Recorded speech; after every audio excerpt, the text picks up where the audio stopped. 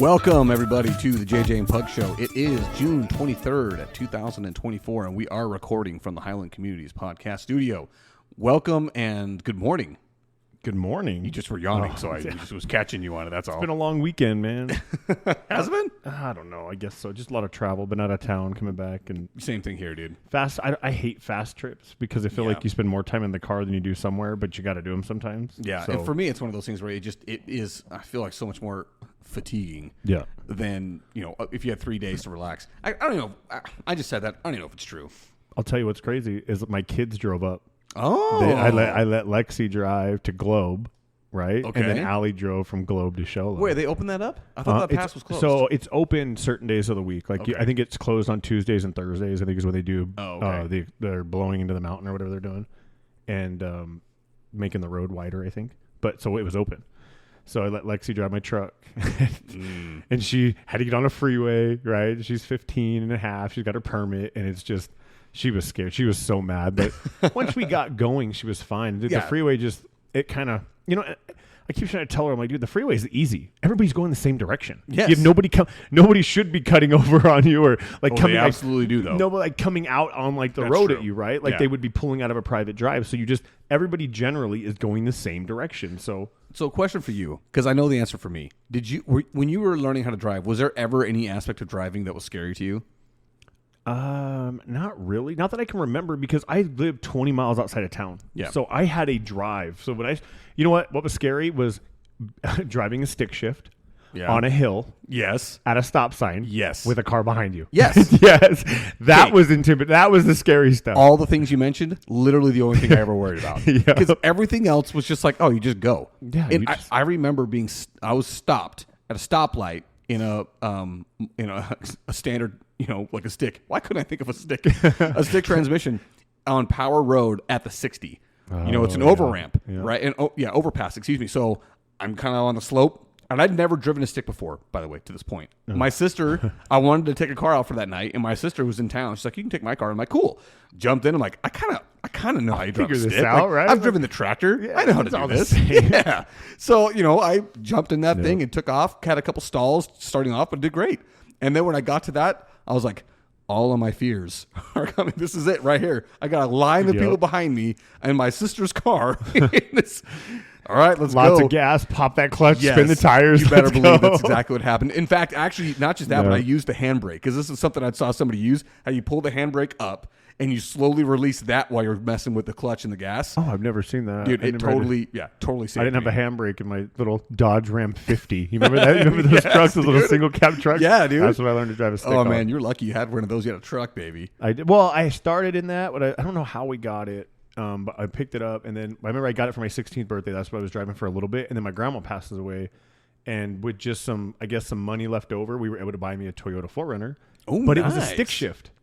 It was a 5-speed Toyota 4Runner, so that's all I drove in high school was a stick shift, and I taught all my friends to drive on it because they were all. I hung out with a group that was at least a grade class younger than me, just because where we grew up at. Mm-hmm. So I taught them all to drive a stick shift in my truck or my car, and. Dude, I loved that 4Runner, man. Dude, that's a solid car for a first. Dude, a 93 4Runner with like 160,000 miles on it, dude. Dude, it that's was legit, awesome. man. It was great. I say that's a legit car for a 16-year-old dude. Dude, it was perfect, dude. That's living it up, man. I wish I would have never got rid of it, just because it was so like I don't know. It'd be considered a classic now. I know. Yeah, now I could put a historical plate on it or something. I'm sure. Dude, it's 30 years, 31 years old. Yeah, dude. It was such a cool car, and you could have all your friends in it, right? And I never got stuck. You know how many trucks I pulled out of the mud in that car? Because I put it 4 low and just crawl right out. And these guys, that's what those things were made for. Dude, it was perfect. I could go anywhere in the forest. I used to be able to actually ride on a bike path because it was narrow.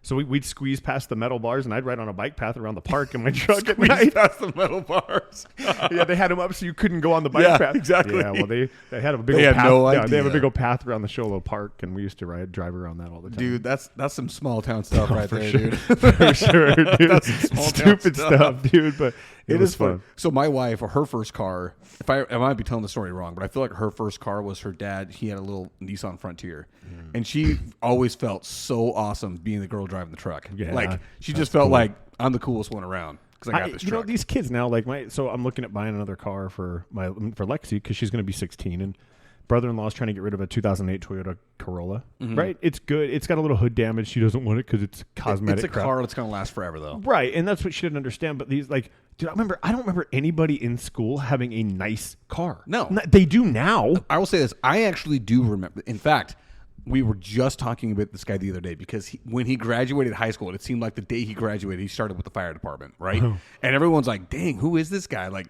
and it was one of those things like, dude, he could retire within a year. That's crazy. I know, and he graduated with me, right? That's crazy. But we were talking about him just the other day, and somebody was saying about how, like, man, I wish I had my life together like this guy because look what he did that day after graduation. I'm like, dude, that guy had a car loan our senior year. That's crazy. He went and got a Toyota. I think it was an T100. Oh, yeah, before yeah, the Tacoma. Yeah.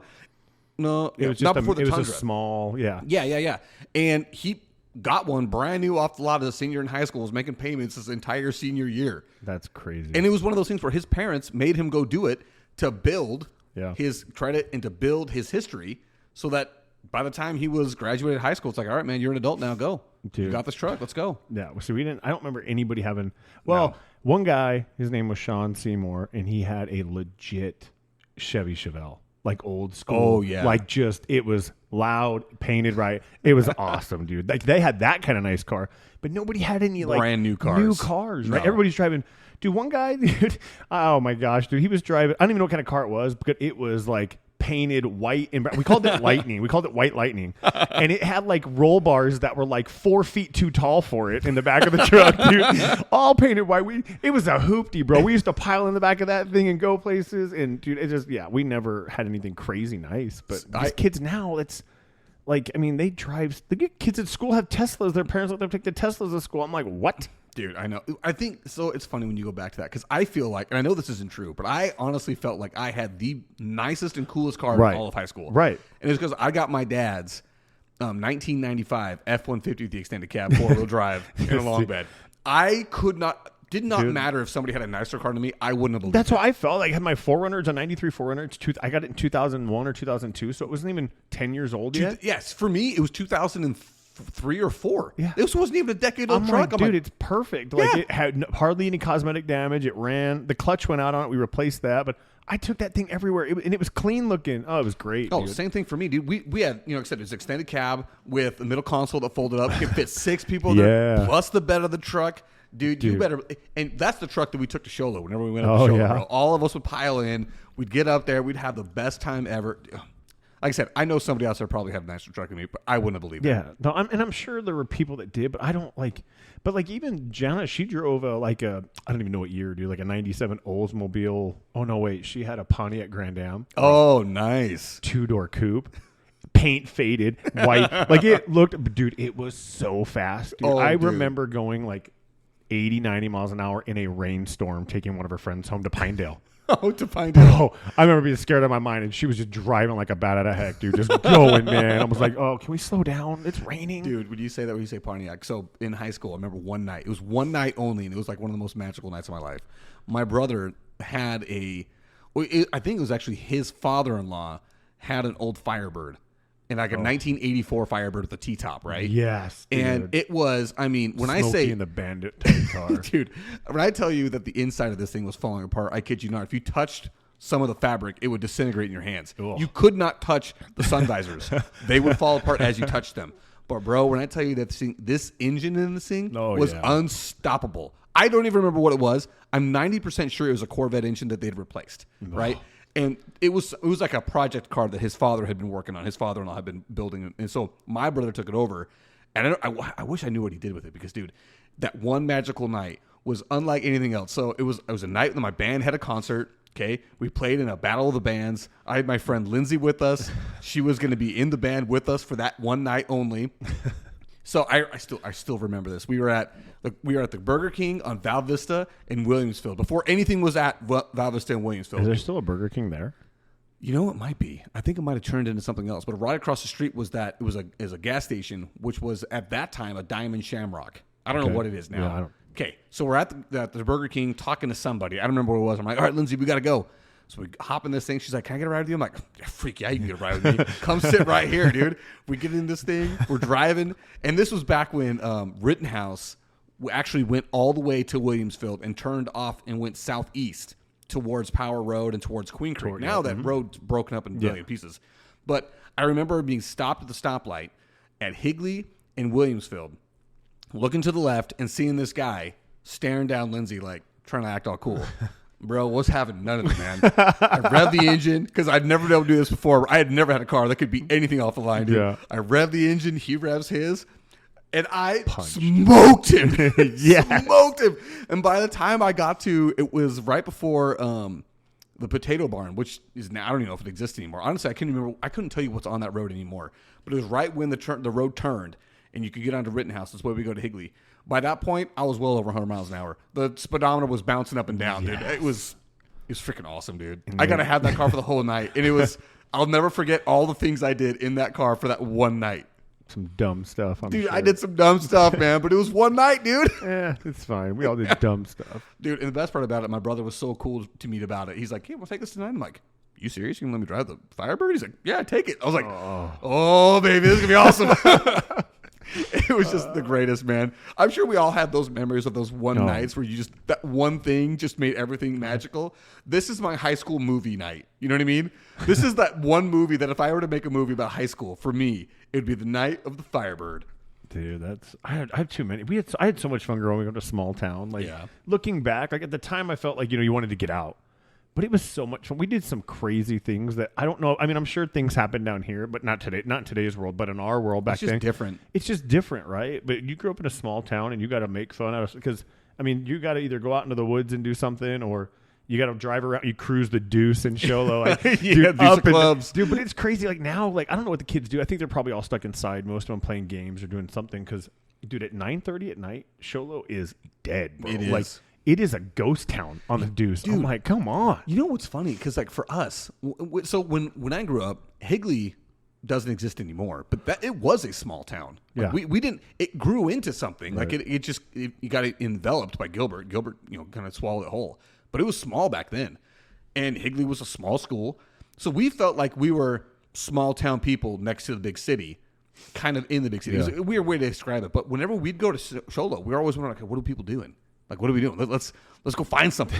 And we could never find anything, but it's also one of those things where it was a small town, so if you didn't know where people were hanging out, you didn't know what to do. Dude, they used to go ice blocking at the golf courses. You'd get ice blocks and put trash bags down and slide down them, right? You just doing whatever you could to keep yourself busy, dude. It was just we tried doing that at Freestone Park up there in Gilbert, and they shut that down quick, man. They started having people patrolling Freestone to make sure they weren't ice blocking because it was killing the grass.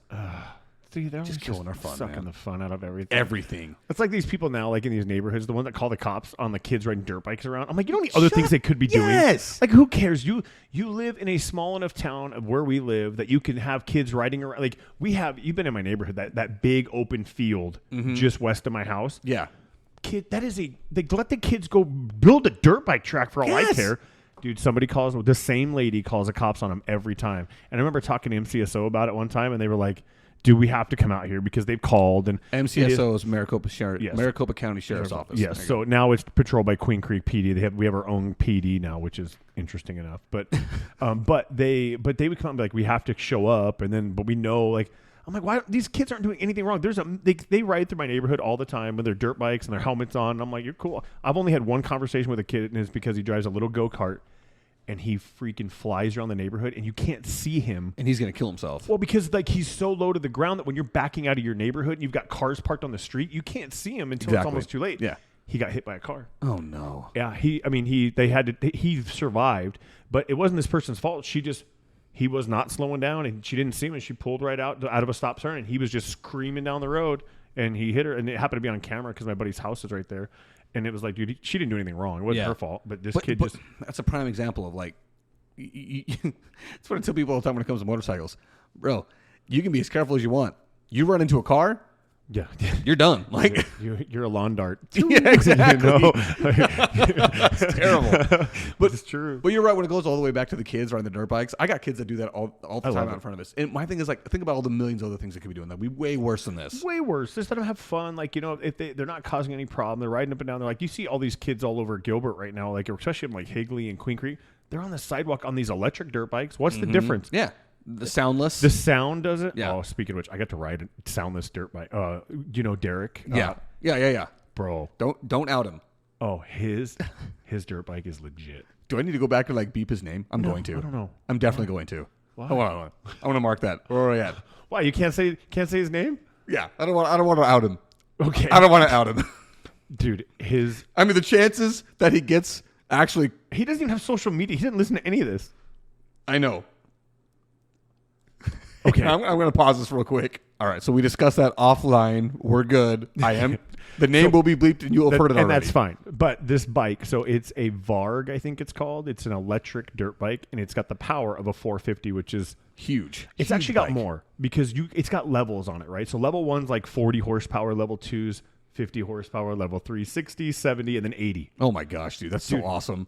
That is okay. So putting it at level 2, Carl, right? Crazy Carl. Even he was like, nope. He hit a jump. He hit a jump on it and overshot the landing by 20 feet. Oh my gosh! The chain popped off. Oh jeez. But dude, this bike is so much fun to ride. Like I was like, okay, I'll ride around the vet track, not on the around, literally on the outside. And as soon as I got on it, I was like, screw this, dude. It was so much fun riding this dirt bike. Instant acceleration. And people, you can't.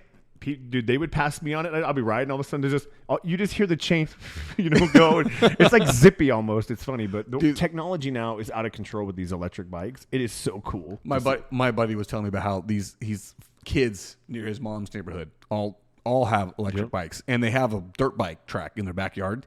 And he's like, and it's the weirdest thing just to watch. No sound, just watch boom, kids popping just up in the air, just boom. And just they popping do up these in little the air. those half dirt bike, half mountain bike looking things that they have. They're like dirt bike tires, but like a small bike frame. Yeah, no, this is a legit, like it's a full size dirt bike, and it is so cool, dude. Dude, that's awesome, man. I gotta say, electric bikes are freaking dope. Like it's weird, like everybody on the track, like when they'd see it go by, like they had people like teaching out there, right? And Carl would go by, and everybody stops, is like, because it's dead quiet when he's going around, and you're just like, no way, there's one of them. And dude, so it was really cool. That reminds me of a skit from I wish I could never been able to find the skit before, but I know it was a thing in the 2010s, and it was about how this group of gangsters had bought up a bunch of Priuses. Have you heard of this? No. Have you heard? Okay, so they buy the Prius. They're like, man, why are you buying a Prius? And he's like, dude, these things are so quiet. You can sneak up on anybody and they hear nothing. I'm sure. Yeah, it's like, and then it shows one guy pulling up behind somebody else and he didn't even hear it happening. I wish I could find it. It's on YouTube somewhere because YouTube's freaking amazing for crap like that. You ride that bike on a street, all you hear is the nubs on the road. You don't hear anything else. You can hear the nubs if you had street tires, it would be quiet as a Tesla, dude, just going down the road on a dirt bike. That's so nuts, man. And the battery lasted a while. Like I think he charged it. So we took a Rivian out there. And we had an electric bike on the bike. And we pulled we had four bikes total. Here's a question. How was a Rivian? It was cool, actually. So here's where, I don't know, the charge, everything seemed fine. Like, we didn't have to charge. We went to Motoland out in Casa Grande and came back. We didn't have to charge. We pulled 3 bikes and had a bike in the back of the truck. So we had 4 bikes. The truck towed all that? Oh, yeah. Oh, totally wow. fine. So he left the air conditioner on for half the time, not knowing it, and it was still fine. Where I think they separate themselves just is the interior is better. Tesla cheaped the interior, and I don't know why they didn't put a little bit more thought into the wood grain. Or I would say it's because they're trying to sell a car for $40,000 while Rivian's like, hey, it's $100,000. True. But Tesla still sold it for $60,000-$70,000 at one point. Their Model Y, right now it's down to $40,000. But so that's where they definitely got them on. But it's very comparable. But it was crazy pulling something, when you're in an electric truck, and I'm watching his range the whole time because I'm curious, right? Yeah, that was the thing that I was thinking of, because that's the one thing about the Ford Lightning. Well, it's not the one thing. There's a few things, but one of the things about the Ford Lightning that's an absolute joke is you buy this truck, and the minute you do truck things with it, it's useless. Yeah, it's not a truck at all. Yeah, you can't tow anything because your range goes from 320 if you buy the extended range to 100. So it's how do you even make it to the next charging station? You've been to Bulldog Canyon out up by the river? No. It's like a trail back there. I figured Carl's been, so you must have been at some point with it. He goes out there all the time. But no, I don't remember. It's an off-road trail, like an ATV trail. He took his Rivian out there and was rock climbing with it, and it's got all the modes and stuff. Yeah. Because he had paid for the extra bottom skid plate to be fully carbon fiber tight. I don't know whatever it is. Whatever it is, but he paid for that so that we could do it. And I'll tell you, we were going over the bumps. This is a dirt road to Motoland once you get off the freeway. And it's rough, washboarded. dude, it rode so smooth. Dude, I guess. So I was impressed by the truck being a truck, right? Like Yeah. you were doing truck things with an electric truck, and it was. I mean, we didn't. Like I said, we got there with, I don't know. We probably had like at least 30% left on the battery. See, that's because one of the things about Rivian that they market like crazy is that this is a truck to do truck stuff with. Like, I mean, it's got like the outdoor kitchen that stows back behind the back seat. You see that area that they have that's the wide whole open. thing, yeah. And it's a tunnel. It's a full freaking kitchen that you can insert in there and take it camping. Like it's so. I remember when they first started doing it, I'd be like, man, that'd be awesome if this truly is a truck that can do truck stuff. It was pretty cool, and he had an air compressor built into it. Yeah. So we had, we were able to pump the tires up, and I think they were charging the bike in between rides with it too. So we were using it. Cool. But yeah, it was.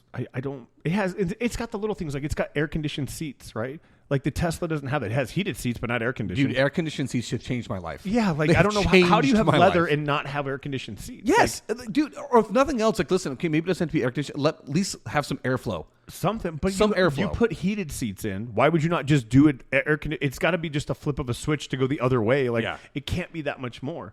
So I don't know. Like I was relatively impressed. I've talked, the charging time is always a thing with Tesla that makes it better, right? You go to a supercharger, dude, the time it takes you to go inside, go to the bathroom, get a snack, come out with your family, your car's charged enough to go to the next location.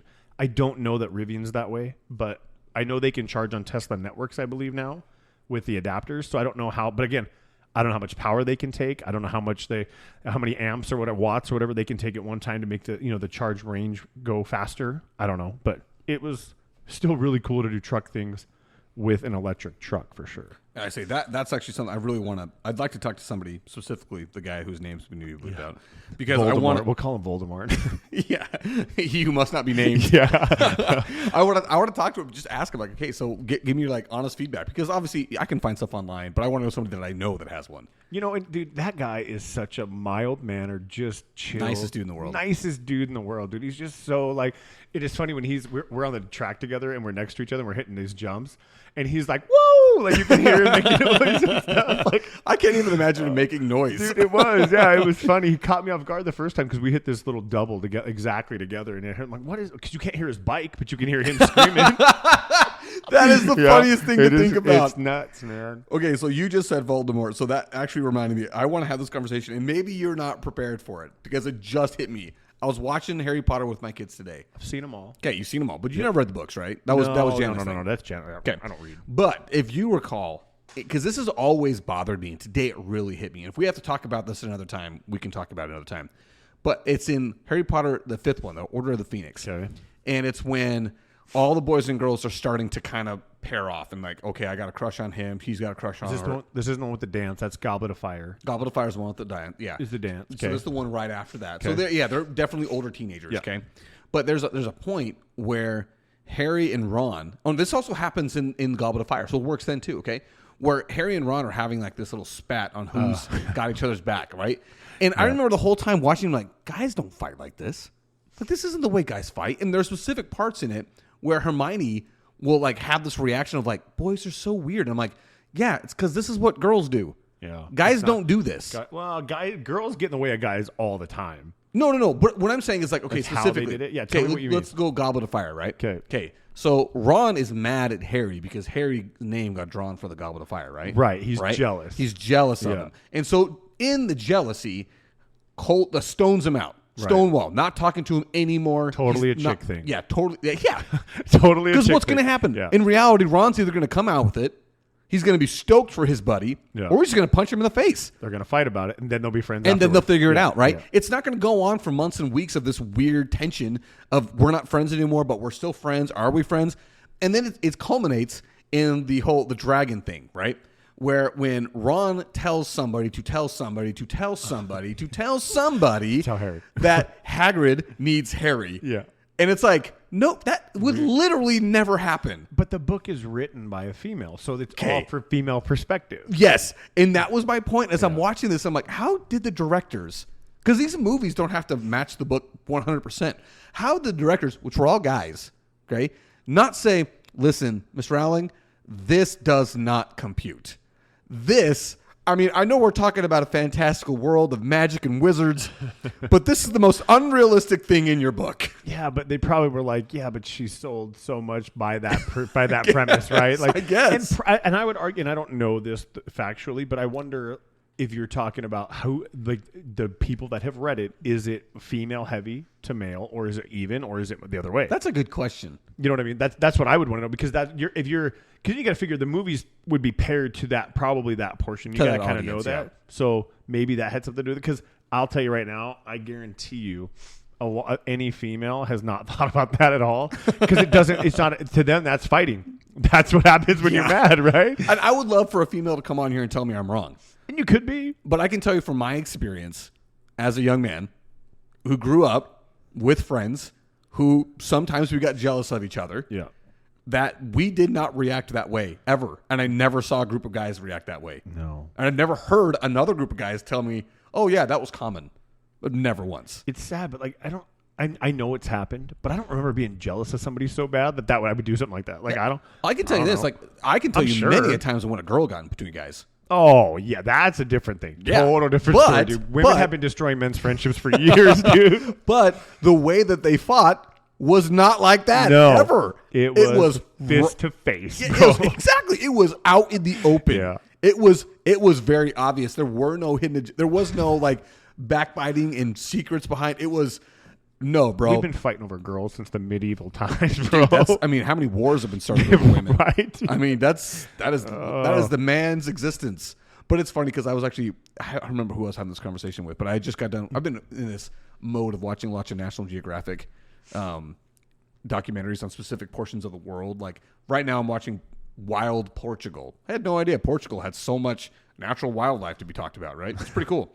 But if there's one thing that is consistent amongst all the animal kingdom, us included, the number one most important thing in every single male's existence is procreation. Yes. I mean, it's funny how often these shows are talking about, and this is how the male attracts the female.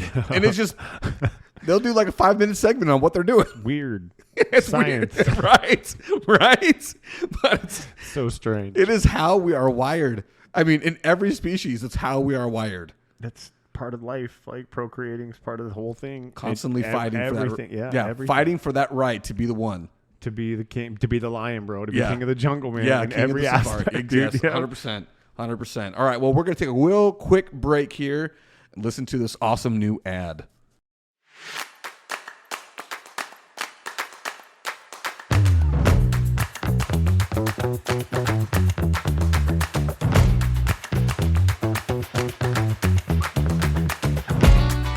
Thank you for taking a break real quick here in the middle of the episode of JJ and Pug Show you are currently listening to, whichever day that may be. We wanted to say thank you again for taking the time to listen to our show, listen to our antics, listen to our takes, and listen to these sometimes ridiculous opinions we come up with, which are 100% organic and truthful and true to ourselves. Having said all of that, you know what you need to do. You need to share this podcast with your friends. Send it to them. Let them know that you're listening. Let them know what you like about it. And most importantly, reach out to us on Instagram, Facebook, and TikTok to give us that feedback and let us know the things that you would like for us to talk about. That way we can give you, our fans, the things that you both want and need and improve our show positively each and every single episode. The second thing that you need to do is reach out to us and buy a shirt. Show everyone your support of the JJ and Pug Show by wearing that awesome shirt that we had designed with our amazing logo on there. And that way all your friends will know what the best show to listen to when they got some time to put the headset in and listen to some awesome fun stuff. Again, thank you for everybody for all the support. We're going to get back to the show right about now.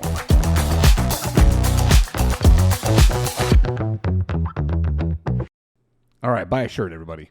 Yeah. Okay. All that says. That's At really the end of the day, that's what that's about. most important thing is to buy those shirts.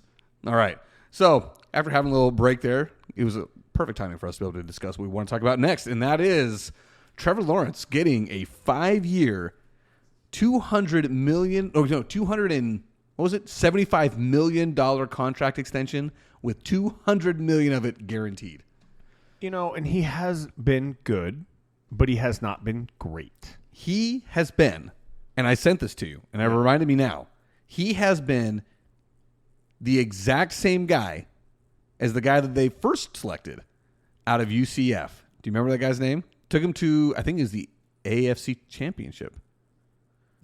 When they played, are you talking about old time? Long time? No, not Mark Brunell. Oh, yeah, that's who I was thinking. Not going back to that guy. Are you going that far? This was, I want to say, it was against the Patriots when the Patriots won their last Super Bowl. I have no idea. And I cannot remember if I sent it to you on Instagram or Facebook. And that's one of the things that sucks about having so many different forums to discuss things with, is because you never remember where that source actually was. Okay, so more hints, if I can give to you. He was cut almost immediately after they got to the AFC Championship game against the Patriots. Went on to become the backup quarterback for the Rams. His initials are BB. Blake Bortles? Blake Bortles. Yeah, good pull, man. There we go. Good job. Took me a minute, yeah. All right, so this is according to CBS Sports, okay? Their first 50 career starts, okay? Trevor Lawrence and Blake Bortles. Trevor Lawrence numbers are going to be first, Blake Bortles second. 11,770 pass yards for Trevor Lawrence. 11,845 passing yards for Blake Bortles. So more. 58 touchdowns and 39 interceptions for Trevor Lawrence, which is a really bad ratio, by the way. Okay. To 74 touchdowns and 53 interceptions for Blake Bortles. Probably about the same ratio. Yeah, it's not that much better. But 74 touchdowns to 58. Okay. Oh, in fact, here we go. Next down. Passing touchdowns to interception rate. Blake Bortles is slightly better. So Trevor Lawrence is 1.5 touchdowns to every interception, while Blake Bortles is 1.4. And the yards per attempt, the only thing that Trevor Lawrence is better at is 6.7 yards per attempt versus 6.5. They don't have the win-loss records on there, so that's something to consider. But what's the completion percentage? Didn't have it on the stat box that I was looking at. So I'm looking at stats for, like, right now in the league, you've got other guys, right, that are his type player, right? You've got, what I have is Gardner Minshew, who's the Colts, I believe, right now is starting for the Colts, and Mac Jones, who's no longer with the Patriots. But the backup to Trevor Lawrence. Right? If you look at them, they've all played, so Lawrence has played 50 games, Minshew's 49, Mac Jones 42. So essentially the same. Roughly the same, right? Completion percentages, Mac Jones is actually at 66%. Trevor Lawrence is 63, and then 62 for Gardner Minshew. But you start looking, dude, like Gardner Minshew's got 59 touchdowns and 24 interceptions. That's an amazing ratio. 46 and 36 for Mac Jones, and then you have your boy. You start looking at this, and you're like, wait, he's the same guy. Like, he's not much. They've all been selected to a Pro Bowl, so they all have those. Like, they're all. I mean, Trevor Lawrence has 11 TDs rushed versus 5 and 1 for the other two, right? So I guess has significantly about 300 more rushing yards than Gardner Minshew. That's the one thing I remember from him in college. It was like, dude, this guy can he's run. A runner. Yeah, he's not afraid to use his legs, which makes him a threat. But when you look at him, comparing, I mean, you're not even talking 2,000 yards difference in passing. Like, you're under, you're at 1,500, 1,400 difference in passing yards, and Gardner Minshew didn't have accolades. Anybody. Like, nobody around. Nobody was talking about Gardner Minshew. No, Trevor Lawrence has got ETN coming out the back, right? And he had Christian Kirk last year playing wide out, right? So he's had some people to get, to take them stress off of him. Gardner Minshew, he got nobody. And he's a journeyman. Yeah. Like, he's been all over the place. He's the next Ryan Fitzpatrick, bro. Yes. Oh, what a great comp. Oh, yeah, what absolutely. A great comp. Like, yeah, good for him. He's doing well. Good pull by you, dude. Good. See, I know my sports. When we're on the same page, I know my sports, dude. Some of the stuff I just don't care about as much as you. I get that, all right? Say, hey, you know what? Same fine. With you. Yeah. If I could talk about golf right now, I would, Eric. And I would fall asleep. I would just pass out. So comparably, when you talk about, but I don't know what these other guys' contracts are, but when you talk about, like, you're guaranteeing him $200 million, and he's those guys. Has he even got him to the playoffs? Like, I mean, did they get to the playoffs? I want to say that they went one time, and they did not go deep, but I remember they won the absolutely putrid AFC South. That is like a hot potato. Who's going to have to win it this year? Last year it was the Texans, who are a very surprising team, right? Dude, I'm so scared. They're gonna and they picked up. Who did they pick up? That big player they picked up. They went and got Stephon Diggs. Yeah. They went and got Stephon Diggs. Man. You know what I would love to see, because it's Texas, is a Dallas Texans Super Bowl. You know what? I hate the Cowboys, excuse me. But I would say that would be the biggest sporting event in country history. History, bro. It would be insane. Where's the Super Bowl at next year? They would have to relocate the Super Bowl. It would have to be relocated to Austin, Texas, and it would have to be played in University of Texas Stadium that holds 92,000 people. Dude, is that where George Strait just broke the record, by the way? Did you see? I did not see that. So George Strait just broke the concert record, 110,000 people at a concert. Crap. And Holy it's like, crap. that beats Taylor Swift, all these other people. But it was I believe it was a high school stadium, bro. Like, really? It was big Texas high Texas. school. I think it might have been, bro. Because I think that high school stadium has a 60,000 seating capacity for a football game. Yeah. Then you can load people up on the actual field. Yeah, that's amazing. I'm pretty sure it was in Allen, Texas. I'm not 100%, so don't fact check me. But it was. It's 110,000 people showed up to the concert for him there. That's freaking nuts, dude. That right there, that is college football level stuff. But that's what I'm saying. So, like, can you imagine a Texans and Cowboys freaking Super Bowl? It would be out of control. You'd have to almost have it. Well, I don't know. How many people can you fit in AT&T Stadium? I want to say isn't it like a maximum capacity in the 70s? I thought it was, but I'm wondering if they would put more. Yes, standing only. They definitely do. Well, some they have standing only already. Like that's part of like but one the problem of is their they can't be doing it at AT&T. Well, the Super Bowl has the Super Bowl has to be a quote unquote neutral field. It has to be. That's the way they do the Super Bowl. That doesn't. No, that didn't happen. It's always been that way. No, it's not. The location's already picked. If you happen to be the team that wins. But that's what I'm saying. So it's already been picked. So, yeah. So how often? So you can't do. I remember when it was at Arizona Cardinal Stadium not too long ago. It was like the whole talk like last year, because the year before the Rams won in SoFi. Yeah. And then the year before that, the Tampa Bay Buccaneers won in Tampa. Yeah, with Tom Brady. So like, oh my gosh, this could be amazing. What if the Cardinals were able to keep that going? It's like negative. We did not do that. For you who did not know, we didn't do that. That did not happen. But they would have to relocate wherever it is. You couldn't do it at like a regular stadium for sure. You would have to. Like, I didn't know about that college stadium being a 90,000. Oh, DK. Okay. So this is where it was. Okay, the U.S. record was 110,905 people in. And guess at Kyle Field, Texas A&M. Yeah, Texas A&M University. They have 110,905 people on June 15th, 2024. That's insane. Whoa. The king of country. He's the king, bro, for a reason, and that just proves it right there. Yeah. Taylor Swift's. She'll always be a queen, bro. That's it. It was AT&T Stadium, right? Yeah. So I'm looking it up right now. I just want to see. I know it's not. I want to say like 70. It's 80. Most. It's 80,000. So that's actually a ton for a pro football stadium. That's a ton. But you know what the ticket price would be on that, dude? Oh my gosh, dude. Unbelievable. So I'm actually checking out the highest seating capacity for all football stadiums and you'll be shocked to know most all of them are college football stadiums. That doesn't. I mean, it not really, because when you think about the magnitude of how much college, I know you don't watch much college football anymore. But I still do watch a ton of it. It's just when I talked about it before, am I ever going to love it again? It's because all the things I loved about it are going away. Like, dude, regional rivalries is like one of the most important parts about college football. It's like, okay, we here in Arizona, we're competing against California. We're competing against Utah.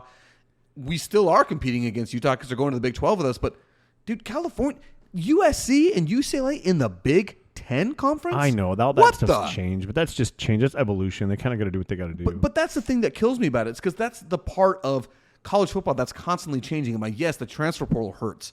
Yeah, that one hurts because you never know who's on your team anymore. Yeah. Well, in that one, there's no, like you said, we talked about this before, but there's no it's the wild freaking West. You don't care anymore. Like, there's no buy into the team because if I'm not playing enough, or if I'm out. We're not doing good enough. I'm out. Yeah, and then obviously NIL with the money that's in NIL, like you. Poor guys like Kenny Dillingham at ASU, he stands no chance to actually really compete because the money that other players are getting from other colleges to leave his once he's actually turned these guys into a player, to leave his program and go somewhere else is astronomical. Yeah, and so that's the part about it that I don't like. I still watch it. Bro, you better believe on July 25th, when College Football 25 comes out on Xbox, I'm going to be right there, baby. I might be buying an Xbox X or whatever you're calling. Hey, dude, and we'll talk about our league. We'll get people in the league. Bro, back in the day, I remember we had 16 guys that we were all playing Xbox Live. We all had our own team, and we were all competing against each other for the same freaking recruits. We would go to each other's houses and play these games. And your dynasty stuff. Dude, it was so freaking fun, man. Walker, if you're listening, you better believe I'm coming for you, dog. For doing this, dude. Oh, that would be fun. It was a lot of fun. I hope it's cool. I hope the game is just out of control cool. But It also caused some of the most ridiculous arguments and fights of all time. Birds. For some reason, I was better at that game than just about everybody, but Walker could beat me every freaking time. He just had my number. I don't know how he got it. He just would get in my head, dude. He freaking got me, man. All right, so when you look up, this is what's crazy, dude. Looking up the largest stadiums in the world for seating capacity, number 2 largest stadium in the world is the Michigan Stadium for the University of Michigan football. Really? Number 2 in the entire freaking world. Dude, their facility's out of control. One of these, Rungradu 1st of May Stadium in North Korea. I don't know what do they do there, bro. It sits empty because it's North Korea. Okay, Yeah, that's what it does. Number 2, Michigan Stadium. Number 3, the Melbourne Cricket Grounds in Australia. And we have 7 of the top 10 of the world, and both of them are college venues. Number 7 on that list is the Rose Bowl in Pasadena, California. So even bigger than what we just talked about with AT&T. Well, I guess you can't, not AT&T, with Texas A&M, but you don't put people on the field, so that's why you lose all that. That's 100 by, what's the square footage there, dude? Like 50 by 100? Yeah. You're losing that much. I mean, the math I gotta be tells me honest, it's like I'm not sure that I 5,000. totally believe this either. This doesn't sound like something I believe, because I know that there's because I mean, shoot, the University of 50,000. Tennessee, theirs is over 100,000 seating capacity. I have no idea. I know. There's actually quite a few college stadiums that have over 100,000 people that can sit there. That's insane. It really is pretty Okay, freaking so crazy. back to Trevor Lawrence. He's getting way. Hey, good on you, bro. Way to bring us all the way back. I have no idea how we got He's getting there. a lot of money for really just being Gardner Minshew. For being a replacement level quarterback. I'll be honest. When he was at Clemson, I'm a Trevor Lawrence fan. 100% Dude. with you. I liked the way he played. Yep. I was a big Dabo Sweeney fan. Like, I wanted Clemson to win when they played. I liked what they stood for. I liked the way they played. But I'm like, bro, But he also went to the Jaguars, who were terrible, and he's made them better. But you're giving him two. Here's the thing: he gets hurt first game, never plays again. Let's say he gets what's that quarterback that Lawrence Taylor hit? The Redskins quarterback. Yeah, what's his name? He broke his leg. Tib and Fib. Oh, what's his name? Dude, You know what I'm how talking come about, we can't bro? remember this? Oh my guy? gosh, dude, the Redskins player. I'll dude. always remember Lawrence Taylor standing up And knowing right away. Immediately motioning, come over to him. Theismann. Joe Theismann. Yes. So it's funny. I always remember, you'll never forget this name because his thigh was destroyed. Joe Theismann. There you go. That's a good way to remember it too. But yeah, dude. But so he gets one of those, right? First, second game of the year. Heaven forbid. You're still going to pay him $200 million. How does that even work, dude? And bro, how do you get that kind of money over? Like, I don't understand. How does it just show up? Like, what? I want to know the financial part of it. Like, I get the number; it's insane, but you're talking $200 million guaranteed. So when does he get the $200 million? When he signs, or you just put it in his account, or is it longevity? Hey, yeah, you get $200 million guaranteed, but it's over the next 40 years. Your family's never going to worry about money, but we're going to give it to you in installments every year. How does that work? And see, and those are contract details that I don't know. Most of the time, the way these work is the owner has to have the cash to be put into an escrow account. So if they say $200 million guaranteed, it's going into an escrow account. Now, how the payout is after that, I have no idea. But that money is supposed to be guaranteed. That's no what I'm matter saying. what Like, happens how to do you guarantee $200 million? But dude, that's the thing about contracts in the NFL. I mean, believe it or not, this is the most owner-friendly league in the world when it comes to contracts. Because in baseball, when they signed Shohei Ohtani to a 10-year, $700 million deal, guess what? He's guaranteed $700 million if he doesn't play another at-bat. If he doesn't play another minute, he's getting $700 million. But his is after 10 years, though, right? Like, he's got a weird thing. He's got a 10-year deferral, so that they actually only pay him $2 million a year. But until he hits 10 years. Yeah, but he signed for $700 million. They are paying him $700 million. But how? How do you get that?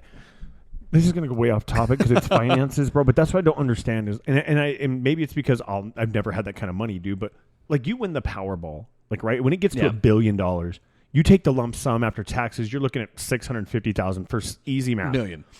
$650 million. Yeah. Really, who do you call? Like, hey, I just got a little bit of money. Like, I need to know what to do with it, right? Because everybody's going to be in it for themselves. You can't really call somebody that's going to be like, oh, yeah, I know. I'm going to look out for you. No, Yes. you're not. No, dude. That's why one of those reasons when the guys win the money, you don't hear anything announced for like a month Because that person immediately called a lawyer and said, I need to set up a trust. Well, you set up a trust and you do all that. But again, like I feel like when you get that kind of money, like part of you winning the lottery ticket and you walking in there and showing them, there's like, hey, here's Donald Trump's finance guy. Or, like somebody, here's Bill Gates' finance guy. Here's who you call because what do you do with $650 million? This is what you do.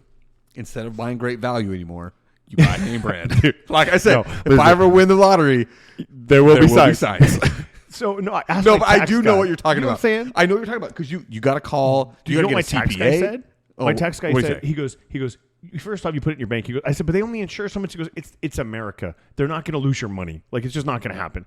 And he goes, second, he goes, you give it away. And I was like, what? And he goes, you're never going to spend it. You take what you want to give your kids. You put everything aside so they'll never have to work again. Let's say you give them each, I got 3 kids. You give them each $300 million or each $100 million in their own little account. Yeah, that sits off and collects interest. Right. And then you take $200 million or $100 million yourself, right? Because you're not going to spend $100 million in your lifetime. And I mean, you could, but it'd be really, if you live decent, you're never going to.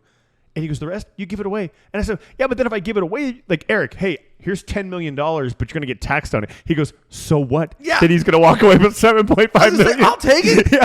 He's like, complain. He's not going to care. And I'm like, I guess that's a good point. When you talk about giving tax, they will take the tax. So you start giving it away to people. And I'm like, okay, but I give 10 people $10 million. Bro, I still have $200 million left. Like, have you ever heard of the movie Brewster's Millions? No. Oh, dude, that's a fantastic concept. It's a movie about a guy who's dying, and he's got millions of dollars, but he has one sole guy he wants to give it to. And the whole concept of it is he tells him, listen, I'm going to give you X amount of money. I don't remember what it was. It's probably like $1 million. And you have one day to spend it all. But that one day, you cannot spend it on anything that you can have tomorrow. It has to be spent and gone. There is no You have to take delivery today. Exactly. But there's no investment. It can't be, I bought a car to have tomorrow. Yeah. It's like you have to get to the point where if you aren't able to spend this money in this time, you get nothing. So by the end of it, he wanted him to hate money so that it wouldn't ruin him. Right? It's a movie. It's a concept. I've never seen it. Is it a good, bad movie? I've never seen the movie. Oh. My brother tells me about it all the time. It's with Richard Pryor from like the 80s. Oh, okay. Speaking of which, he actually just called me, so I got to put pause on this real quick because he didn't call me unless he actually needs me. So hang on one second, y'all. All right. We just missed it. No big deal. It was just the Elon Musk rocket launch, SpaceX, shooting the chemtrails over all of us to control our minds. I've never even gone outside to see him. They're pretty cool. Yeah, I don't ever hear about it. Nobody ever texts me, and then by the time I hear about it, it's too late. Yeah, and that was unfortunate. All we could see was the trail. We couldn't actually see the rocket, which, too bad. Wanted to get my kids to see it. They always get excited when they see it. But back to Trevor Lawrence. Here's a couple things. I know that statistically, he looks like a replacement level quarterback. And you and I were in awe in looking at those numbers because it really is like, is he worth paying this money to? Because it's a lot of money. $275 million over 5 years, $55 million a year, $200 million guaranteed. Like, that's a staggering sum to talk about for a guy who's not separated himself from his competition. I mean, right now, his career win-loss record is 20-30. 20-30 is his career win-loss record in the NFL. That's nothing to be proud of. No, not at all. But the statement that you made that I think is something that's super important that cannot be dismissed, and that is he was drafted by the Jacksonville Jaguars. It does not happen overnight to drag doormat on the bingo card. Dumpster fire. Organizations out of the depths. It takes time. And in that time, he went from, I don't remember who his first coach was, but then he had Urban Meyer. Maybe Urban Meyer was his first coach. I think he might have been. I think he meant who was an absolute joke, a terrible professional coach. And then I don't remember who the guy after that was, but now he's finally got a competent coach who's had success in the league. Peterson, the guy that won the Super Bowl with the Eagles. With the Eagles, yeah. So, I mean, like, okay, this guy knows what he's doing. So maybe they're looking at it and saying, hey, we got to pay the guy. We know all the intangible stuff is there. He's a great leader. I mean, this is not stuff I'm reporting. It's just, these are the things I'm telling myself that you're assuming. If you're paying this guy $200 million, there has to be some of this stuff with him that you can bank on and lock in and say, all right, this is going to be good for us in the long run. But, dude, that's a lot of money to throw a hope and a prayer. I don't know why you throw that much. Like, there should be, like, maybe there's some, like, stipulations where, like, your record's got to be so good or you got to go above 500. There might be some contract outs out there. Yeah, I'm sure. But, like, just to blindly throw $200 million guaranteed at some for an organization. Like, you're not talking about the Steelers, you're not talking about the Cowboys, you're not talking about the Chiefs right now. These big name organizations that have the backing and the money. You're talking about the Jacksonville Jaguars. Like, a few years ago, they're the cheapest tickets in the country to go to a game, right? I mean, I will say this: their owner, Shad Khan, I think is his name, is one of the richest guys in the NFL. Like, he's a rich man. So he's got money to spend. But you got to make money to spend money. And you got to continue to make money with that team. Yeah. I mean, I don't know. I guess for me, I'm looking at it and saying if that was my team, obviously I'd be following them a lot closer and I'd know whether or not spending the money was. And I'll say this as a fan of the Arizona Cardinals and as a person who wants to believe in Kyler Murray, when they gave Kyler that contract, there was a lot of, well, I really hope we did not totally screw ourselves up, salary cap wise on this guy, because that could have the chance to screw your organization when you spend that much money on one player. Bro, can you imagine? Okay, I just did the math. $55 million a year. Oh, dude, don't get me sad about divided by 18 games. Yeah. Right? It's a new season. I think they do 18 now, right? Yeah. Every week of the season, bro. You know how much your check is after the game's over, whether you win or lose? Do you know how much you're getting in a check? Nearly $3 million. $3 million. $3 million. Just 3.05. Yeah. Holy crap, dude. Yeah. Like, that's how much money I hope to make in my lifetime. Right, like, you're like, oh my gosh, dude. Like, how?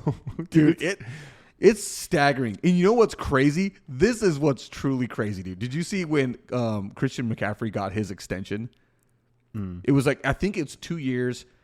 It's essentially, I think, almost $19 million a year. I think it was 2 years and $38 million was his contract extension for the best overall offensive player in the NFL, right? For sure. Nobody would question. Well, maybe somebody would debate try to argue, but he's in the conversation for the best overall offensive player in the NFL.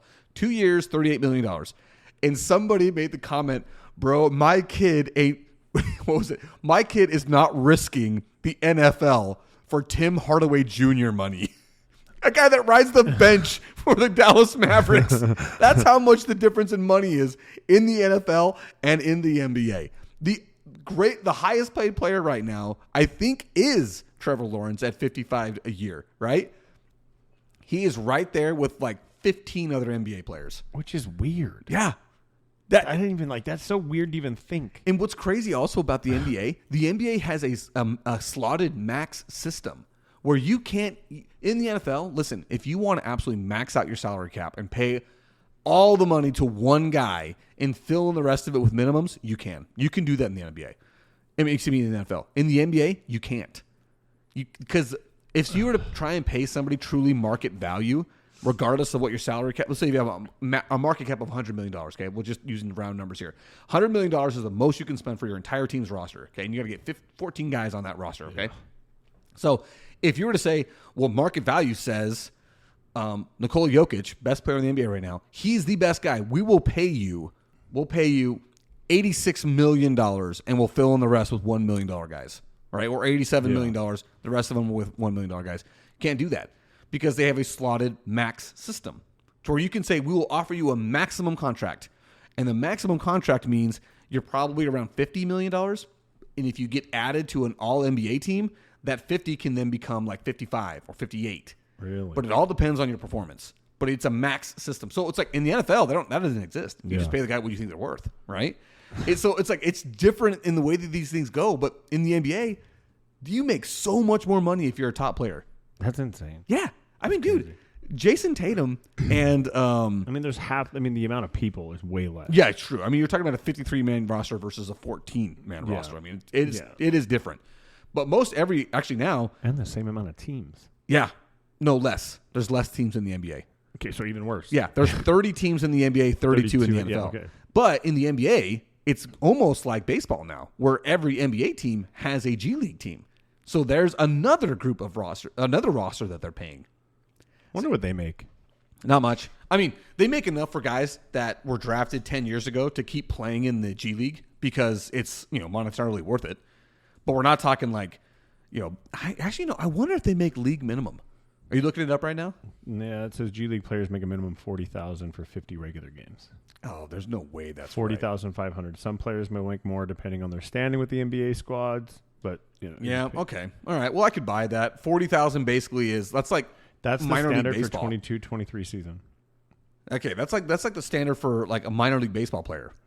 That's Yeah. basically minimum Players wage. with two-way contracts can earn a lot more, from 125 to 500K. Okay, that's I don't know what that means. A two-way contract basically meaning we have you on a contract to play on both the NBA roster and the G League roster if we so need you, and you have so many days you can spend on an NBA roster before they sign you for the rest of the year. That's crazy. Yeah, dude, that is nuts. Okay, so basically what we're saying is really hope that Trevor Lawrence is it because they tied their wagon to that guy. They big time hooked their wagon up to that dude. They tied and the they filled it full of gold, bro, and just said, "Let's go." So I don't know. I will say this: in his time in the NFL, I'm not convinced. I remember in college thinking there's few times where I've watched a college football quarterback and felt like that was there's a can't miss prospect. That guy's 100% going to succeed in the NFL. It was Andrew Luck and it was Trevor Lawrence. Andrew Luck was so good. He was so good. So good. And even when he was in the NFL. He was. He so just concussions. Good. I think he chose health. Yeah. I mean, good for him. Yeah. He chose his brain over, money, and he'd probably made enough money with the whole thing where he'd probably be fine. And I'll say this, Jim Irsay, you can say what you want about the dude, but when Andrew Luck decided to retire with still like $100 million left on his contract, Irsay said you don't have to pay it back. Dude, didn't make him give it back. And dude, Andrew Luck was. I mean, and I'm sure he's from Stanford. I'm sure he's super intelligent. I'm sure he's probably already got another business or something going on. In fact, right? I read this article, really, really in-depth interview article with him. I think it was within the last year, maybe a year and a half. He went back to Stanford for a graduate degree because why not? Yeah, what else are you gonna do? Yeah, Sitting at home doing nothing. He honestly didn't know what else to do. Like he really didn't know what else to do. So I guess I'll go back. So good, man. Because he was intelligent. His football intelligence and his life intelligence were just huge. And dude, physically, the guy was every single quarterback gift you could want for the guy. Size, speed, arm. Like he had every single quality you wanted to see in a top tier quarterback. Just couldn't couldn't stay healthy. He could not stick if he took a hit. He could not take a hit for nothing. Which is crazy for a guy his size. You think the guy would, and also because he delivered hits. You remember some of those clips of him in college? Yeah. If he ever got picked off, that guy that picked it off better hope Andrew Luck is not the one that's going to cackle him because he would get owned. But I would say Andrew Luck and Trevor Lawrence, and there might be another one that I'm not thinking of. But so far, I was wrong about Trevor I think Lawrence. a lot of people thought that way about Matt Leinart back in the day. Oh, yeah. But he kind of failed. I will say this. I didn't think that with Matt Leinart because at that time, I kind of felt like, well, he's also playing with an NFL roster now. Yeah. In college. In college, exactly. I mean, the guys he was throwing the ball to and people thought that way about Vince Young. Yeah. They were hook, line, and sinker into Vince Young. Yeah. Especially after that national championship game. The way he played, that was one of the greatest national championship games in a long time. But they fall through because that's a position that's super hard. It's impossible. Dude, the great ones, the ones that are really good, that even you can look at guys like Tony Romo, right? Like he statistically really good NFL quarterback. Good quarterback who came from nowhere. Came from Miami, Ohio. Yes. Is where he played at. That's crazy, right? Like you talk about these little schools, so it doesn't have to be somebody like these big shot schools. I mean, think of a big shot name right now that's Patrick Mahomes. He played at Texas A&M, if I remember correctly, right? Texas Tech. Sorry. With Cliff Kingsbury. Yes, right? So he played there, so it's a big school. Who's a big name quarterback right now that's killing it, that's everybody thought was going to be good? So that is, okay, so I just want to say what quarterbacks have been selected in the first round over the last 10 years, just to show how difficult it is to pick this stuff. Because if we were to go through it, okay, over the last 10 years, here are the quarterbacks selected in the first round. And this was, from 2013 to 2022. So not including the last 2 years. Okay. Good, because this one had 15 of it. Yeah, I know. Who knows? And it's also because the last 2 years, how do you even judge those guys? We don't know who they're going to be, right? Okay, so number one, Jared Goff in 2016. Number one overall draft pick. Okay. Would you say he's turned out? I think so. Yeah, he's done. I mean, he's performed. I mean, he taken a Detroit Lions team. That coach has done a lot with him, and I think he took the Rams to the Super Bowl. He did, and I think that, dude. I think the Lions are going to be tough. I think so too. They are coming for blood. They got a taste of winning in the playoffs, and I think they're coming. I'm with you on that one. Next, here's one thing though. Would you say Jared Goff was number one overall draft pick? Where did he play at? He played at Cal. I mean, he did take his first team to a Super Bowl. Yeah, but he's also a team that they shipped out to get his replacement in, Matthew then they won a Stafford. Super And then they Bowl. won a Super Bowl. I would say he's turned out for a guy that maybe you say, we picked this guy late first round. Pick? No, I think Yes. no turnout. Number 1 overall pick, I would not say Fail. turned out that level, Yeah. but he didn't fail in the league. No. He's still a contributing quality quarterback, Right. okay? Obviously, Patrick Mahomes, all-timer, right? I I think he was the 13th pick in his draft. Okay. Okay, 13th overall pick, okay? Deshaun Watson. Well, there's a story there for Deshaun Watson. Also a 2017. One of the highest paid quarterbacks. Yeah. Currently. Yeah, and there's a lot of stories there about A him. lot of stories. I don't know if he's panned out. No, I would say he has not. Not for the money he has made. I would say he's been a colossal failure in that. And they keep paying him. What's crazy, though, is he was good with the Texans. I was going to say, he was actually okay with the Texans. Like, he played really well, Yeah. throwing the ball to D-Hop. Dude, like, he was playing well. 100%. And Then Cleveland. then, number 4, number 1 overall draft pick, Baker Mayfield. He's making a comeback. I don't think he's been he's not Not lived up to number the one number 1 overall pick. overall, but I think he's We've talked about Baker quite a bit. on this. we've talked about him, and he's doing good in his career. I think he's making a comeback. In the same draft, I think this guy was 7th overall, Josh Allen. He's turned Baller. out. 100% turned out. Absolutely. Could not say he did not. Now he hasn't got to the Super Bowl, but his team has been competitive every year he's been there. Yeah, and he's just because he's going up against one of the best we've seen in a long time. Yeah. In the AFC Championship every time. Yep. We talked about that. It's like the guys that win against Yep. Michael Jordan. It's the guys that win against Tom Brady. It's like, Yeah. listen, what could you say? Yeah. Wrong era You're for trying. you, Bron. Dude, Josh Allen will get his Super Bowl. He is the Peyton Manning for Tom Brady. That's what he is. He is Patrick Mahomes' Peyton Manning. That's a good comp. It's just it is what it is. So then we have in that same draft, which they didn't even mention this. They didn't even have Josh Rosen on this list. Oh, yeah, he he's was in number that 1. same draft as those guys. Obviously, he gone. He was a 10th overall draft pick. He didn't even pan out. He's not in the league anymore. Okay, Lamar Jackson in 2018 definitely Baller. pulled out. Yep. Yeah, he's definitely turned out. And the last pick in the first round. So Ravens, good on you. Yeah, well Okay, done. and then Kyler Murray. I'm saying no.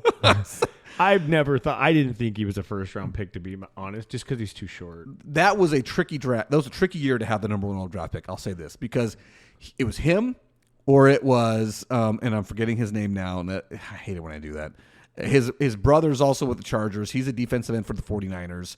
He was opposite. Oh my gosh, he's a great player. Defensive Player of the Year level Bosa? stuff. Joey Bosa. Yeah. Joey Bosa.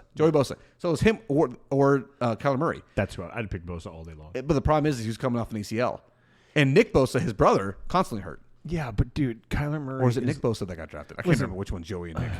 I don't know. I'm just not. I've never been a believer in Yeah, Kyler Murray. and It is what it is. you're not alone. You're not alone. It's just hard. We've been to the playoffs one time with him, and he has torn an ACL. Yeah. But all I'm saying is that was a tough time to have number 1 overall pick. So you say not turned out. I'm saying jury's out. But what that means is if you can't definitively say 5 years later, then you don't know what you have. 5 years. 5 years. Okay. And in that that was just that year. Kyler was really the only guy picked in that one. Somebody else maybe later. And then Joe Burrow, that's worked out. Baller. That's worked out. One of my 2020. favorite players. I don't know what it is about him. I just like the way he plays. It's because of Joe Cool, man. It is. I think it is the way he just like carries himself, and He never looks rattled. every year. He starts out terrible. It's like that. It's like that thing I read you the timeline in week 5, the end of the mandatory timeline, in which Joe Burrow looks terrible. Yes, and then all of a sudden, boom. Yeah. Yeah. I'm a big time believer. Tua, who knows what Tua is? I don't. I'm not going to say Tua's turned out. I'm not going to say so either. He's dude. I don't know the Dolphins, but the thing is with Tua is he has legitimate weapons at his disposal and not 1, not 2, but 3 guys where you're just like, bro, you've got a running back that's out of control, and you've got 2 of the fastest guys in the NFL on your team. And a coach who is really cool right now. Yeah. Like, he's really looking like he's going to be the right guy. Yeah, so I'm like, give him his flowers. He's killing it, but it's like, dude, He also got killed in the playoffs. Yeah, so... And, he's taking concussion protocol. I think that's going to rattle him for a little bit. Yeah. I think he's going to be afraid to get hit. I think he's one of those guys where I'm going to say he's in the Kyler camp to me. Yeah, I would agree. He's shown some flashes, hasn't sustained much. No. Okay. And then Justin Herbert, who everybody will say is a lock for the Hall of Fame, and he's done nothing. He's done nothing. He's done nothing. So, I mean, whatever about him. Phillip Rivers, bro. Yeah, on the perfect team, Phillip Rivers, a guy that puts up numbers with no wins. Great fantasy football quarterback. Absolutely. So Justin Herbert, Jordan Love, and then Trevor Lawrence. Jordan Love's come out last year. I mean, But he the thing about- mentored right. Like he did I great. say, We've the talked way, about this. The way they developed Jordan Yeah. Love, that You can't beat that. yeah, I think that's the way to go. And it's funny just because of like the list of these others unsuccessful picks they have on this list here. EJ, do you remember EJ Manuel? Yeah, where did Played he for the play? Bills. Yeah, got drafted to the Bills. He Yeah. was with Florida State, I think, is where he was I at. remember that name. Blake Bortles, we talked about him. Johnny Manziel. Oh yeah, J Money. Did Did you ever watch that documentary on him? No, I didn't, because it was one of those things where if they're interviewing him, I don't want any part of it. Yeah, but it's It's not gonna be interesting how real. much crap that they. I mean, what's real and what's not, you don't know. But you kind of like with that's about him going and partying in Vegas with money and guy. He'd walk into a hotel room and there would just be memorabilia for him to sign. He'd sign everything before they could do this, right? Yeah. And there'd be like $100,000 underneath the bed in a briefcase. So he'd sign everything, take his money, and be out. And they would just live it up in Vegas for the weekend. Yeah, Dude, crazy. That guy, like, there's so many cautionary tales with Johnny Manziel, Mm-hmm. and almost everything you don't want your athlete to do is what he did. He did. Yeah. Anyway, so I'm not gonna go down that whole list. Oh no, Josh Rosen is on the list of the unsuccessful picks. This guy. So the list that I went are apparently the successful picks. That's funny because we were pretty, and we weren't really concerned or like sold on a few of those, like Tua, Trevor Lawrence. And you can't call Jordan Love a successful pick yet. Yeah, he had one season. year. Yeah, that's you can't. That's jumping the gun there. Oh well, it doesn't matter. The point we're trying to make is picking a quarterback in the draft is very hard to do. It's very difficult. Even when you have a guy that you think is a can't miss prospect, you can miss And many times. The Jaguars have found something. Is it worth $200 million? Time will tell. We'll find out, dog. I guess we'll find out. You got a house that needs to get painted. You got some scratches in the walls. Maybe the exterior paint's a little bit faded because of our awesome sun here in Arizona.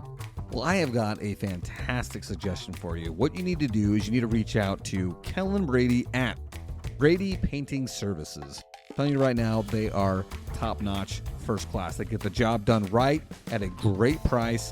Kellen is just the best when it comes to his customer service, his communication, his professionalism. And the best part about it, let's say if you're getting ready to sell your house because you're moving on to bigger and better things, Kellen Brady will not only paint your home at cost, but he will also sell your home because he also is a licensed realtor in the Arizona state. So what you need to do is you need to reach out to Kellen Brady at Brady Painting Services. Phone number is 480-310-1767 or email them at bradypaintingservices@gmail.com. That's all one word, no numbers, no spaces, no hyphens.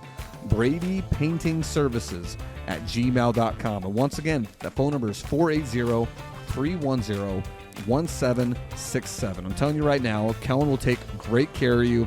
Brady Painting Services.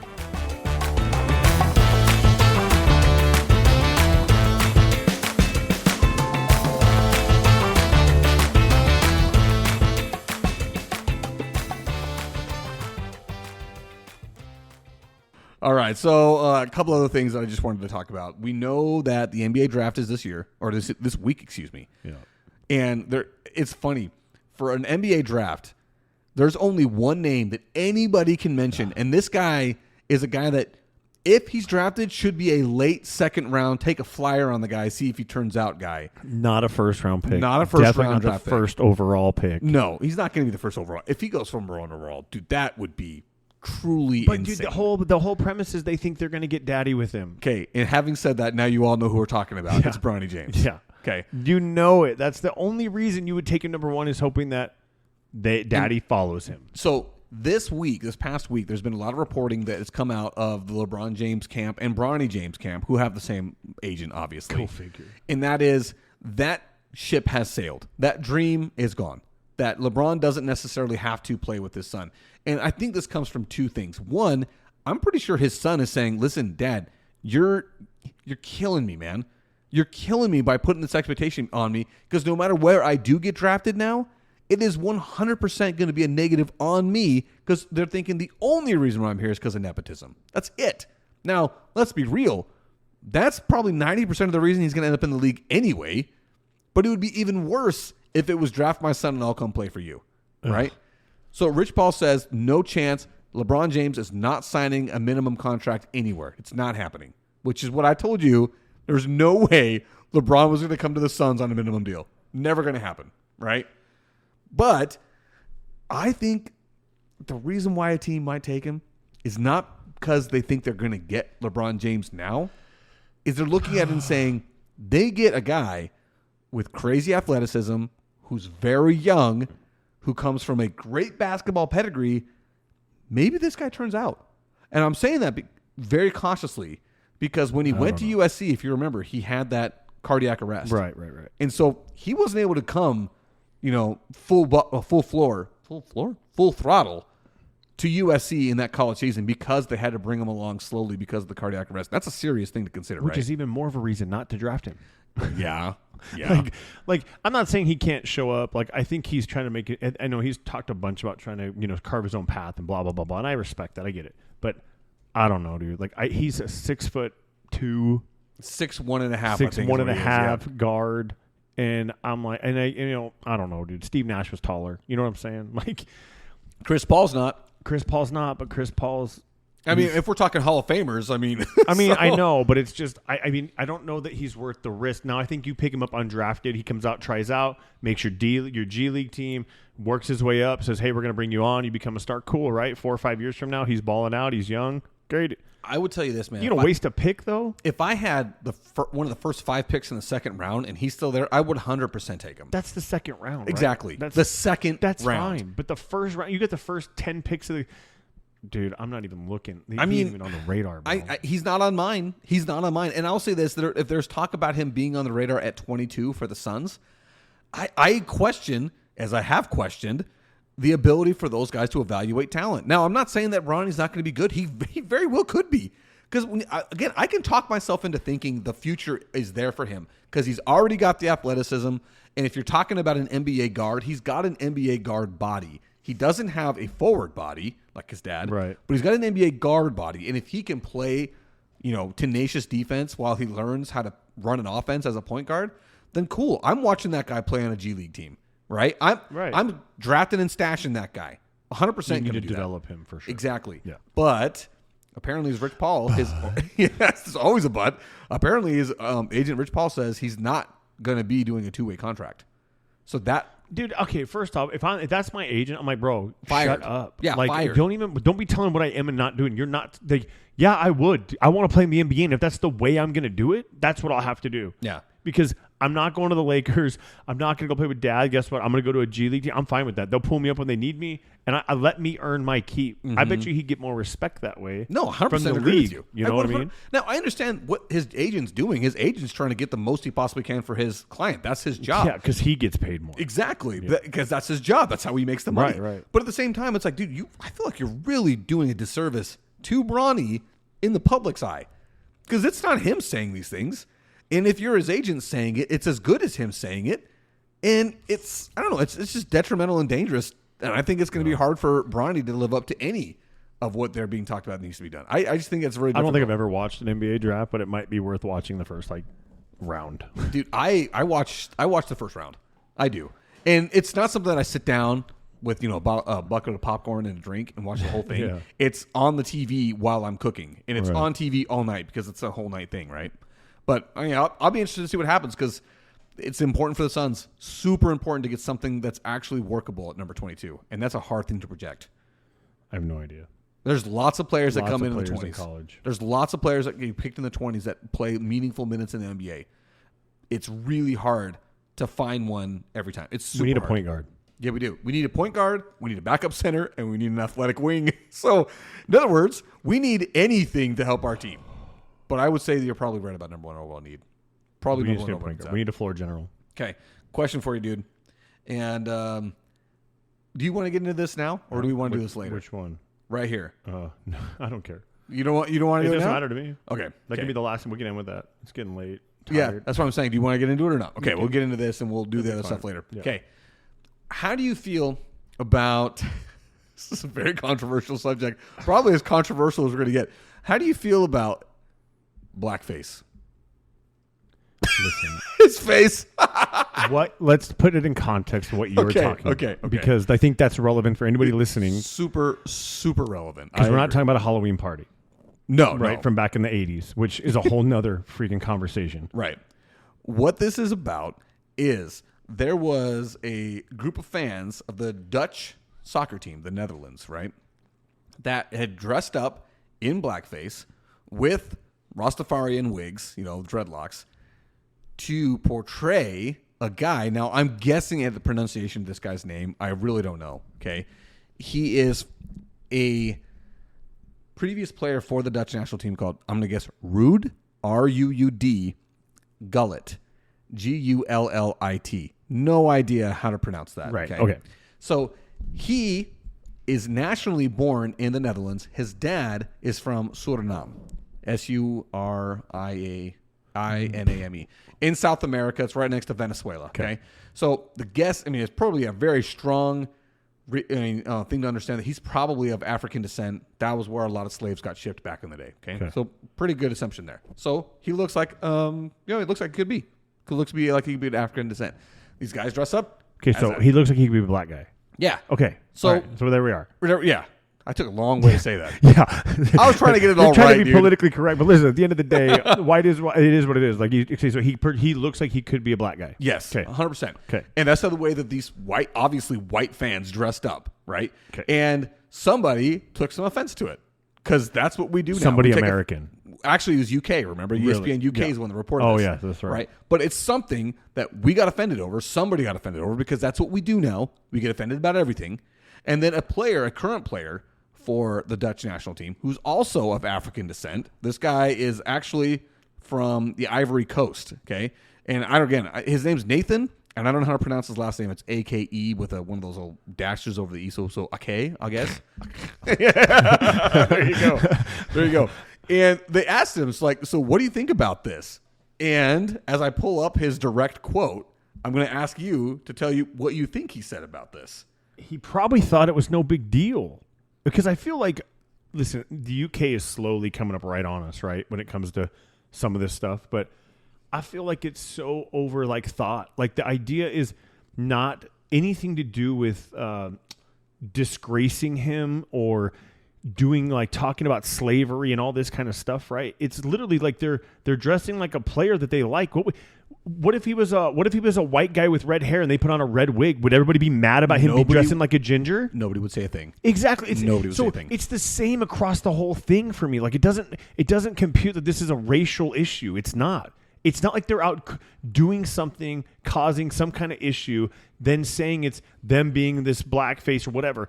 They're literally doing it as like an honoring this guy because they want, hey, we're channeling this dude, right? Mm-hmm. Like, it's sports. Oh, it makes me so mad that we've got into this. So this is Nathan. Okay.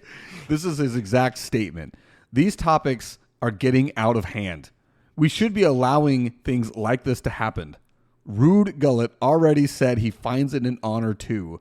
Let's stop making a problem out of things like this. But that's what the media does with everything. That's what they try to do. It's all about divide, right? And see, but the thing that I want to highlight there is the fact that he said, why are we making a big deal out of this? These guys are obviously fans of this guy. Yeah. They are obviously honoring this guy. And again, if it was a blonde girl and it was these guys wearing a blonde wig, nobody would say anything. Nobody would say a thing. Or if they're, hey, Chris, I'm trying to think. I don't even David Beckham type back in the day, right? However, he was. Maybe they wanted to look like it. They cut their hair to look like him and dyed it blonde or whatever. And all they would do is like, oh man, look, they're David Beckham look, there are fans. a bunch of twins out there.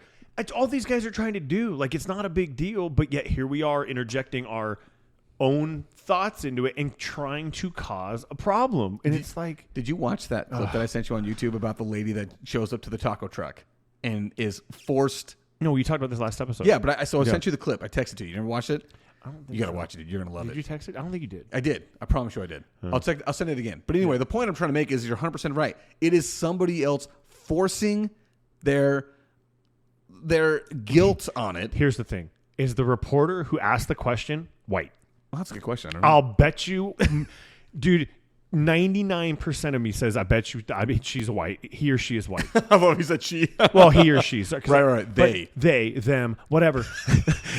they're white. It's like we are causing our own problems. Like, why do we interject ourselves into this? Like, listen, if he had a problem with it, he has every right to say something. Yeah. He clearly doesn't. So stop making him feel like he needs to have a problem with it. Now, so this goes along with the same question I had when I actually put like a slash in this. I said, acting / blackface. Now, if you're doing blackface to be mean, that's obviously a terrible thing. I don't even understand the mean part. Like, I don't know why anyone would do that to be mean, right? Like, I don't understand how it would be, like, I don't know. For me, so the whole origin of it is a guy that would dress up as a black man and act like a buffoon and a fool and an idiot. See, like, to portray this is the way all black people are. Like, right? in what context though? Like, why would they do that? I don't understand why. Like, how this would it like happen? this is like post-slavery World War, like Civil War stuff. So right? like, so we're going way back. See, I've always wondered why this is a thing. Like, because like. I know that everybody now, it didn't matter, like in the 80s when this was okay, right? If you dressed in a blackface and at some Halloween party, bro, it was they're okay. bringing it up now. Yeah, it was okay when Robert Downey Jr. did it for an awesome movie, gosh. Tropic Thunder, and he played an amazing he role. He still has not caught crap for that. He shouldn't. No, absolutely, he shouldn't. But in today's culture, you would think that he would be the first one because, dude, he does phenomenal. So funny. It's so funny. But okay, as I say, and I put the actor in there, kind of going down the Robert Downey Jr. ring. And also, have you heard about this whole thing now where, like gay actors and actresses are saying straight actors cannot play our roles? Oh, you need to hold those roles dude. For gay actors and actresses. I can't handle it anymore. One thing is like, listen, what is the name of your profession? It is acting. Right? I can just see myself right now with a SpongeBob rainbow thing where he does where you got his hands spread apart in the ring. Acting. Yeah. You are literally acting other than yourself. Right? Oh my God. It should not be. Listen, Robert Downey Jr. as a white man got cast as a white man turning into a black man for a movie. It's funny. It's a funny movie. Okay, and it would be Tropical Thunder for anybody not know what Tropic we're talking Thunder. about. Tropic Thunder. And I'll tell you this, some of my favorite bits on the Chappelle Show is when Dave Chappelle puts on whiteface in a white wig and acts as if a white man. It is hysterical to me. Which is okay. It's totally fine. Nobody has a problem with that. But the point I'm trying to make is we don't have an issue the other way around, and we shouldn't because it's funny. It's acting. It's literally pretending to be something different. Yeah, it's acting. How many times can you think of, going back to the whole gay actor and actress thing, where you find out that the actor who's been playing a straight person the entire time is actually gay? Does it ever bother you? No, and in fact, I can think of one right now who is gay, and he plays the best womanizer I've ever seen. Neil Patrick Harris. Yeah, I was going to say, you were talking about How I Met Your Mother. Dude, Barney, if you wouldn't have known, you would never guess that Neil Patrick Harris is gay. But, dude, he does phenomenal, and nobody's mad about it. Who has a problem with it? No, he does so good. Like, it doesn't matter. Yeah, it doesn't matter because guess what he's doing? Again, SpongeBob. He's acting. He does phenomenal at acting at that. Dude, it's just one of those things where it's just the whole... He's legend. Wait for it. Dairy. I never even watched the show and I know that line. You don't even... Dude, you've never Chalet seen the loved show. that show. Bro. I've stepped in and walked in on parts. Let's go. We should turn it on right now. Hey, you remember what I told you, my thing about sitcoms? Yeah, because the live audience. The live audience is weird to me. I don't like it. Not to say that there aren't funny bits. There totally are. But it just turns me off almost immediately. I know, but dude, it is. They do that show so. You know why I liked it? Because from start to finish, it ends well. Okay, good. They tie it all together. They end it well. It's for me. I'm like, okay, you know what? There was never a part where like they never had a friends meet in the middle where Joey and I can't whatever her name is. Why can't I think of Jennifer Aniston's character's name? Rachel. Where Joey and Rachel start to date. We're like, nobody believes this. No, they didn't have any. Like, it was just like well done, the whole thing, and then they tie it all back together, and it's all has to do with this one. Dude, it's. I want to watch it again. I've seen it all the way through. I'll tell you. You know what? I may give it a shot. I may give it a shot because there are certain you would points love Marshall. You would love Marshall, dude. It's funny you say that because he's the part. He is the guy. When I walked in, I'm like, I like this character. You this would guy like makes Marshall. Me laugh. Marshall's freaking funny, dude. Yeah, that's. But anyway, the whole point I'm trying to make is nobody has a problem with Neil Patrick Harris. Nobody's got a problem with it. Nobody's got a problem with that. I just can't believe that they're making a thing out of it that you should reserve. Like, so you're saying like in Brokeback Mountain, right? Heath Ledger and Jake Gyllenhaal. Now they're saying you can't have that role. They're not allowed to do that. That needs to be crap, two gay guys. Dude. That is so crap. It is because again, acting, right? Okay, so no, I'm not gonna do it. No, I'm not gonna bring it up. Not gonna bring it up. Okay. I'll talk to you about that offline. I was gonna say I want to hear what you have to say. Offline, I want to see, but it just makes this kind of crap just makes me so. It goes to me again, going all the way back to those guys in the stands of a Dutch soccer game that are clearly huge fans of. Again, sorry for knowing how to say your name, Ruud Gullit. Yeah, Guyet. I don't know what it is. Huge fans of him. How are they not? I mean, if they wore his jersey and put the wigs on, no big deal.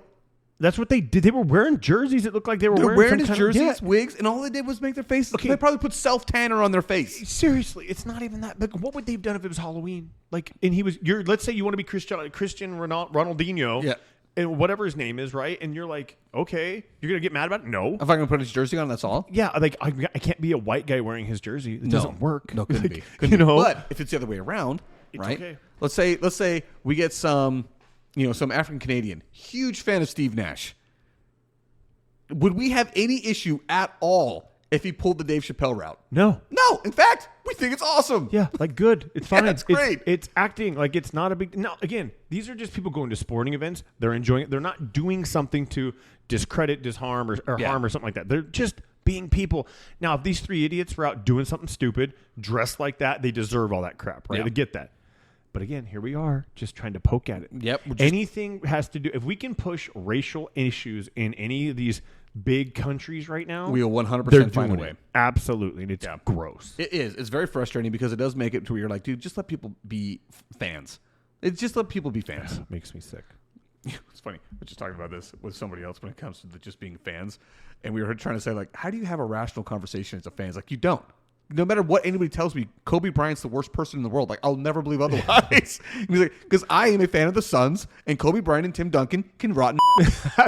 I mean, I'm not gonna argue. Like, anyway, all right. Well, hey, you know what? This is always fun. It's funny how often we can come to this without much of an agenda. We did hit the agenda points, except for one. We didn't get to one. We hit them, but we still filled up all the time. No, it works for me. I think it turned out well. I totally agree. All right. Well, you got anything else you wanted to say before we lock this up and you hit up a crazy early tea time? Oh, I know, 5:32 a.m. Dude, that's 8 hours from now. Let's go. That's fine. Who sleeps 8 hours? Like, can we talk about that? Like, I really try to. I try. Dude, there's no way, bro. Like, I feel like... I've never been able to do it. Well, I shouldn't say never. I rarely ever am able to do it, but I really try. I get up so much, it's never consistent. Even if I was in bed for 8 hours, I'm definitely not sleeping for 8 hours. Yeah. Hey, bro, you might have sleep apnea.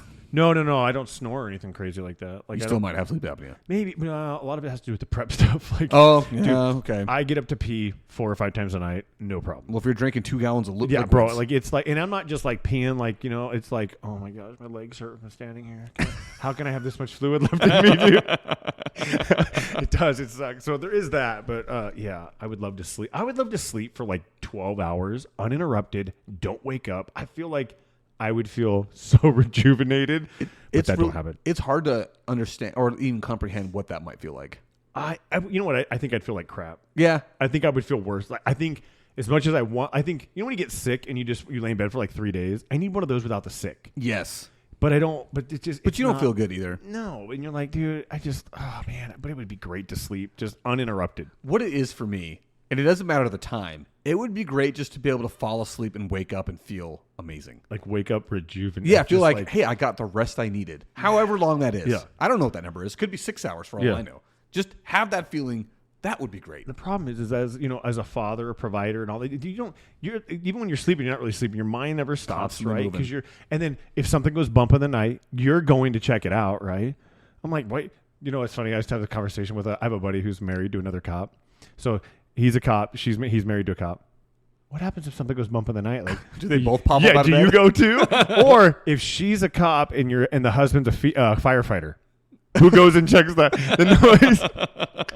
I always love poking at him. It's funny because I have that too. I'm like, because one of my real good friends is a firefighter, and he married she's a probation officer, but she's sworn. Yeah. So she's a cop, and she carries a gun.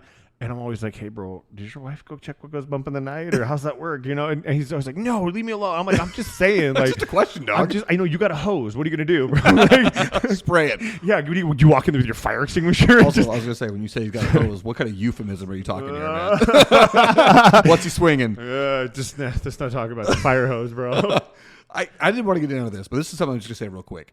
Just when you talked about being a father and provider and all the things on your brain, I remember it was just this past week. I woke up in the middle of the night, wide awake, anxious, just super, super anxious over nothing. I could not at all pinpoint what it was. I just was super anxious, and I am not an anxious person. That's not a feeling I'm accustomed to, and I can't really point why.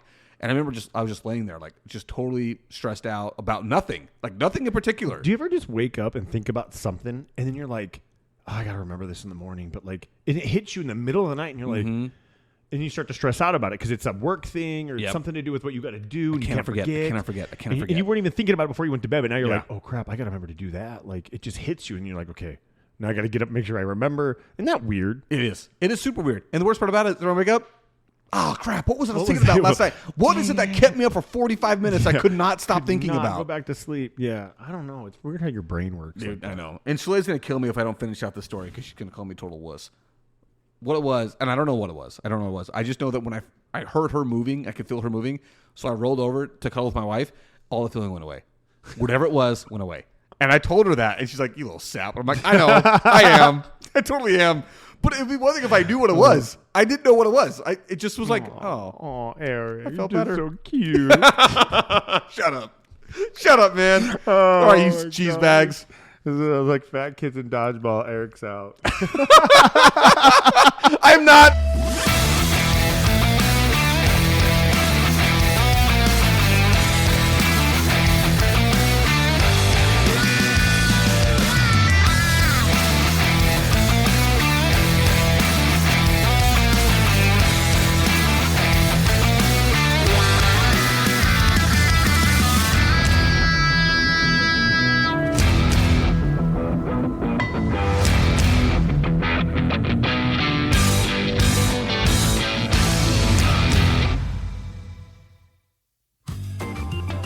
The JJ and Pug Show theme song was written, composed, and performed by Lane Hartman. Special thanks to Highland Communities for all the support given to our show. You can find the JJ and Pug Show podcast wherever you do listen to podcasts. Look us up on Facebook, Instagram, and TikTok. Remember to share the show with your friends and family and subscribe wherever you do listen. If you're able to, please feel free to support us by sending a donation to us by going to ko-fi.com/the JJ and Pug Show. That is ko-fi.com/the JJ and Pug Show. Again, thank you so much, everybody, for all the support, whether that is by simply listening, whether that is sharing it with a friend, or giving us that sweet, sweet cash. We truly appreciate it all. Thank you so much.